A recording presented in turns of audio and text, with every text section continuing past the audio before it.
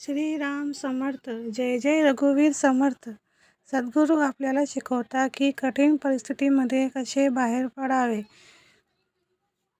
परमेश्वराने मनुष्याला उत्तम देहाच्या रूपाने बहुमूल्य ठेवे दिले आहेत व या ऋणातून मुक्त होण्याची सुवर्ण संधी या जन्मात दिली आहे.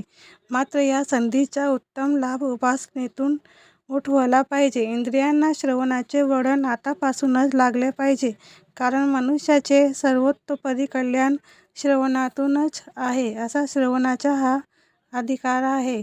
तुम्ही जर प्रत्येक बैठकामध्ये श्रवण केलं तर उत्तमच आहे, कारण की श्रवण केल्याने आपले मनातले जे पीडा असते ती बाहेर पडते. आणि सद्गुरू म्हणतात, जेवढे आपण सद्गुरूचे नाम मनात घेतलं, देवाचे नाव मनात घेतलं, तर आपले सर्व चिंता व आपले सर्व कठीण परिस्थितीमध्ये बी आपण सुलभ करून आपण प्रत्येकाला आपण सांगू शकता का आपण कठीण परिस्थितीमध्ये धीर धरायचा आणि घाबरायचं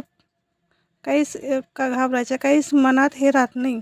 कारण की सद्गुरू सांगता आपल्याला ठामपणे उभं राहायचं. प्रत्येक परिस्थिती आली की आपल्याला सद्गुरूंचे नाव घ्यायचे आणि पुढे व्हायचं.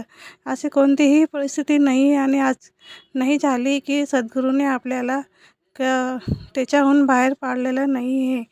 मी तर सांगते का सद्गुरूंचे नाव घेतलं की आपोआप ती परिस्थिती दूर होते आणि आपल्याला परमात्म्याची ओळख होऊन जाते. म्हणून कठीण परिस्थितीमध्ये देवाचे नाव घेणे, श्रवण करणे, उपासना करणे हे प्रत्येकाचे काम राहायला पाहिजे.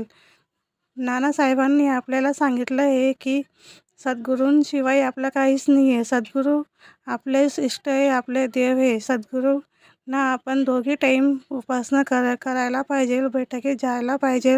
बैठकीत जायनंतर आपले सर्व प्रश्न सुटतात. आपण सर्व प्रश्नाहून आपण मुक्त होता.